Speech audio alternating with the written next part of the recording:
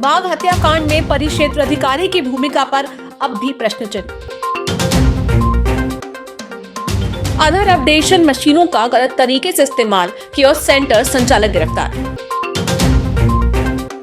अयोध्या तक 755 kilometre cycle यात्रा कर की रामलीला के दर्शन।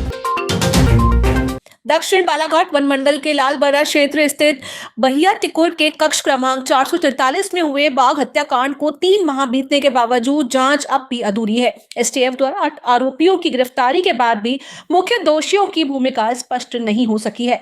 मुख्यालय स्तर पर वन मंडलाधिकारी अधर गुप्ता पर कार्रवाई हो चुकी है, लेकिन संबंधित वन परिक्षेत्र अधिकारी पर कोई ठोस कदम नहीं उठाया गया है। स्थानीय लोगों का आरोप है कि जांच जानबूझकर कमजोर रखी जा रही है, जबकि जिम्मेदार अधिकारी बचाव के तरीके अपनाकर अब भी मुक्त घूम रहे हैं। मामले की धीमी प्रगति ने कई सवाल खड़े कर दिए हैं कि आखिर वास्तविक दोषियों तक कार्रवाई कब पहुंचेगी।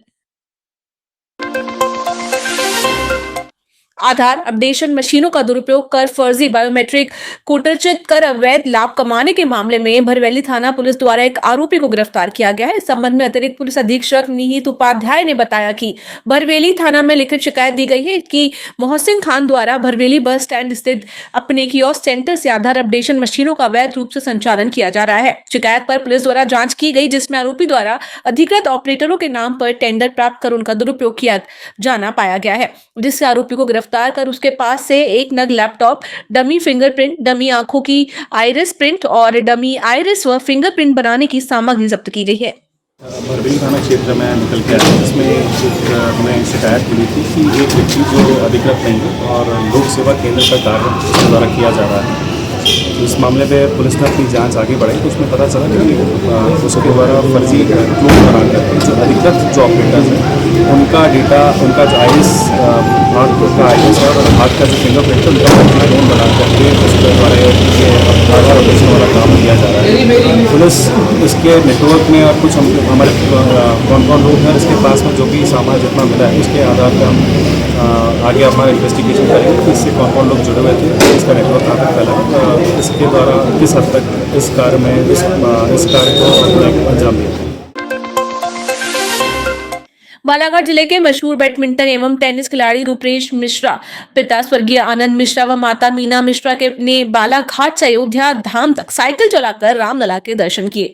रूपेश मिश्रा द्वारा उक्त यात्रा 8 दिनों में अयोध्या तक पहुंचकर पूर्ण की गई। उनके सफलतम यात्रा पूर्ण कर वापस लौटने पर स्वागत किया गया। इस दौरान पत्रकारों से चर्चा करते हुए रूपेश ने बताया कि 10 नवंबर की सुबह 7 बजे शहर के पुराने श्री राम मंदिर से प्रारंभ हुई। एक दिन में 100 किलोमीटर से अधिक साइकिल चलाया जाता था। 18 नवंबर को अयोध्या पहुंचकर रामलला का दर्शन किया गया। अयोध्या से ही 3 कोर्ट वाला बैडमिंटन हॉल बालाघाट में बनवाने की मांग को लेकर प्रधानमंत्री, मुख्यमंत्री व खेल मंत्री के नाम आवेदन दिया गया। इस दौरान मानू प्रताप चौधरी ने कहा कि उक्त यात्रा बैडमिंटन खेल को बढ़ावा देने व युवाओं में शारीरिक क्षमता बढ़ाने, प्रेरित करने के लिए की गई थी।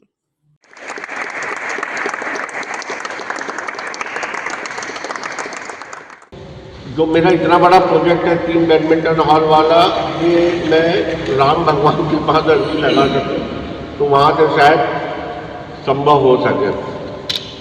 और मैं बहुत साधुवाद देता हूँ उनको, उनके साहसिक प्रयास के लिए। और इनकी प्रेरणा जो है हमारे युवाओं के अंदर में शरीर शौकों के प्रति, खेल के प्रति निश्चित रूप से रुझान पैदा करे। मैंने अपनी यात्रा का अंतिम दिन जो मैंने सुल्तानपुर शुरू किया था, लगभग 65 किलोमीटर चलना था मुझे। अयोध्या में दिन में 1 बजे पहुंच चुका था और जब 2 घंटे के बाद मैंने मंदिर में प्रवेश किया, रामलला की प्रतिमा के सामने में पहुंचा तो मन में एक शांति थी और मुझे लगा कि मेरा संघर्ष कहीं ना कहीं यहाँ पे पूर्ण होता है। फिर आगे प्रभु की मर्जी। मैंने पिछले कई सालों से सन 2002 से यहाँ पे बच्चों के कोचिंग देना शुरू किया था। जो मैंने पीजी कॉलेज स्टार्ट किया था वो आज भी निरंतर जारी है। और मैंने ऐसे कई बच्चे देखे जिनके पास जुनून काफ़ी अच्छा है, उनका प्रतिभा है, उनको ऊपर वाले ने गिफ्ट दिया है।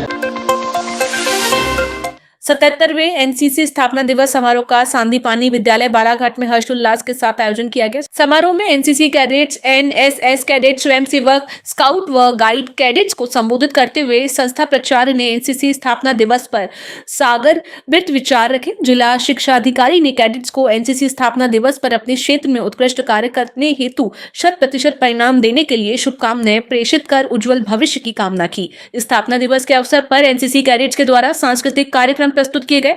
तत्पश्चात उत्कृष्ट कार्य करने वाले कैडेट्स व परेड में सम्मिलित सभी कैडेट्स को अतिथियों द्वारा प्रशस्ति पत्र प्रदान किया गया।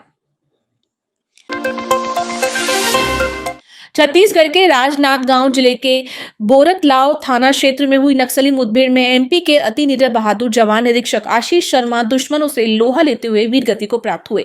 आशीष शर्मा, जो महज 21 साल की आयु में उप निरीक्षक के पद पर चयनित होकर मातृभूमि एवं देश सेवा को अपने जीवन का लक्ष्य चुना और अपने 9 साल की सेवा में केवल 30 वर्ष की आयु में 2 बार राष्ट्रपति पुरस्कार प्राप्त किए, जो अपने आप में बहुत बड़ी उपलब्धि है। नक्सलियों के मंसूबे को जड़ से मिटाने के उद्देश्य से छत्तीसगढ़ में 3 राज्यों की पुलिस द्वारा संयुक्त ऑपरेशन किया गया, जिसमें 3 राज्यों की पुलिस का नेतृत्व शहीद आशीष शर्मा कर रहे थे।